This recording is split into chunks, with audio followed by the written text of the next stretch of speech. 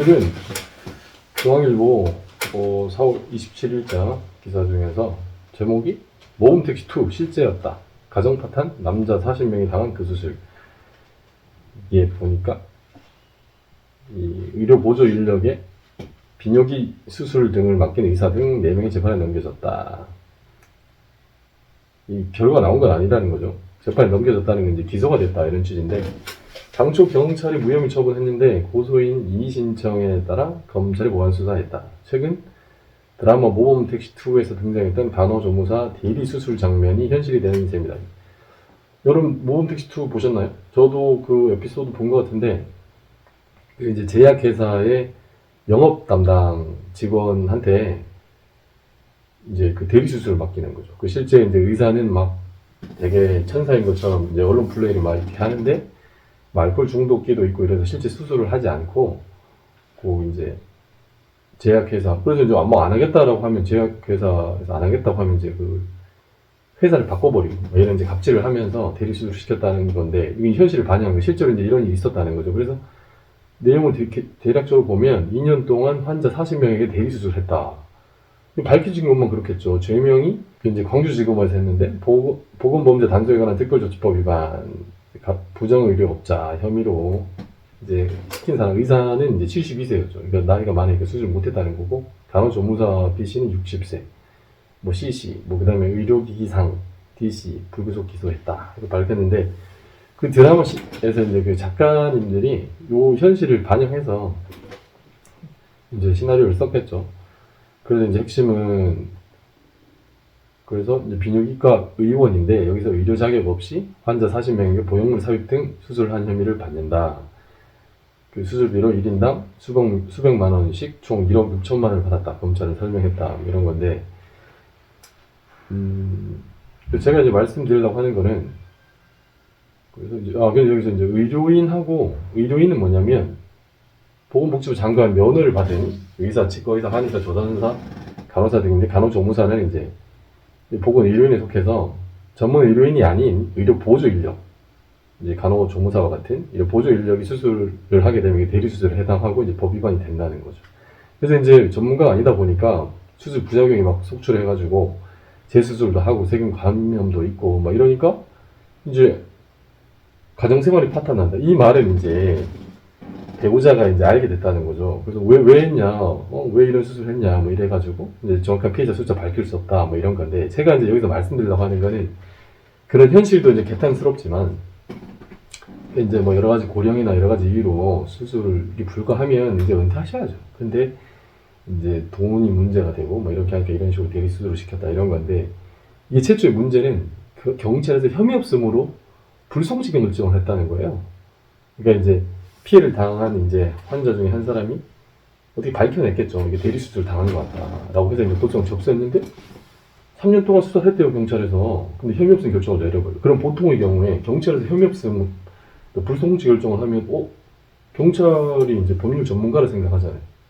일반인들이나 민간인들 입장에서 제일 일선에서 만날 수 있는 이제 전문가 집단이라고 보는데, 여기서 혐의 없음 이렇게 결정을 내리면, 더 이상 문제 제기 못하는 거냐? 이제 이렇게 좌절하는 경우가 되게 많아요. 저도 이제 상담 이렇게 해보면, 예전에 그 에피소드 올린 적도 있는데, 물어봤는데 경찰에서 안 된다, 종합민원실에서 안 된다라고 해서 이제 좌절을 해버리는 거예요. 고소를 했음에도 불구하고. 근데 이제 고소인이 이제 이의 신청 제도가 있다는 걸 알아서 이의 신청을 했죠. 그리고 그걸 넘겨오는 검찰에서 보완 수사해라 라고 해서 다시 이제 뭐 자료도 더 찾아내고 뭐 이렇게 증거를 찾아내가지고 이제 기소를 했다, 이런 거죠. 애초에 이제 죄질이 굉장히 나쁘다고 봐서 이제 구속영장 청구를 했는데, 법원에서는 또 증거가 충분히 확보됐고 도주 우려는 없다라고 해서 이제 기각을 했다는 거죠. 그러니까 구속은 안 된 거죠. 불구속 상태에서 재판 받아라라고 하면서 이제 기소가 됐다, 이런 건데, 검찰에서 이제 보면은 요 A씨죠, 72세, 이제 의사 면허가 있지만 나이가 많고 건강이 좋지 않아 섬세한 수술을 못하는 처지라고 한다. 그래서 합법적인 수술을 한 것처럼 보이기 위해 수술실에 들어가기만 할 뿐 수술대 뒤에 서 있기만 했다. 이제 그래서 뭐 경찰이 수사에 착수한 이후에는 폐업을 하긴 했는데, 뭐 그런 내용입니다. 그래서 이제 이게 한 건만 지금 찾아낸 것만 이렇겠죠. 근데 이제 이 정보의 비대칭이라고 그래가지고, 이제 항상 의료과실이나 뭐 이런 의료 사고가 문제가 되면은 모든 자료를 이제 병원 측에서 갖고 있잖아요. 그러니까 이런 걸 찾아내가지고 내가 뭐 대리 수술을 당했다, 아니면 의료 사고를 당했다, 의료 과실이다, 이런 거를 실제로 내가 이제 피해를 당했음에도 불구하고 만족을 하기 굉장히 어려워요. 근데 이제 그거를 같이 가는 방법이 이렇게 형사고소를 이렇게 하면 압수수색이나 이런 방법을 통해서 병원 측, 의원 측에 있는 이 자료를 확보를 해서 형사적으로도 병원 측을 또 의사 측을 처벌을 해서 만족을 얻고 또 그거가 전가가 돼가지고 민사에서도 손해배상 청구하는데 유리한 위치를 점할 수가 있죠. 근데 이제 여기서 우리가 유념해야 될 거는 경찰에서 혐의 없음 했는데 검찰에서 이제 보안 수사를 통해서 뭐 불구속, 좀 아쉽지만 불구속 상태로 이제 기소를 하게 됐다는 거죠. 법원에서는 이제 또 어떤 판단이 나올지 지켜봐야 되는데 아직 재판 결과가 나온 게 아니니까 치열하게 공방을 할 거야 아마. 근데 이제 검찰 측에서 뭐 CCTV나 이런 걸 확보를 했겠죠. 그래서 그런 게 이제 반영이 돼가지고 기소가 됐다고 생각을 하는데, 이제 우리가 경찰에서 형사고소를 했는데 혐의 없음에 불송치 결정이 나왔다 하더라도 좌절하지 마시고 이의 신청을 해서, 이거 피해자 입장에서 말씀드리는 거예요.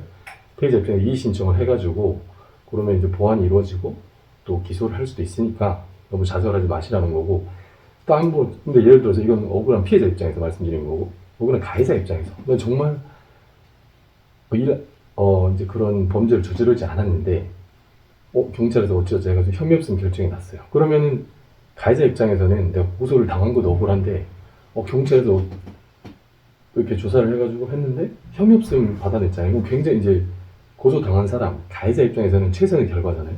근데 거기서 이제 방심하면 안 된다는 거예요.